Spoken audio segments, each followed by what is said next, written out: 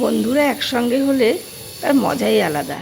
আমরা টুমলুং থেকে সান্দাকপুর পথে চলেছি, সঙ্গে দেদার মজা আর গান, ঠান্ডাটাও প্রচুর,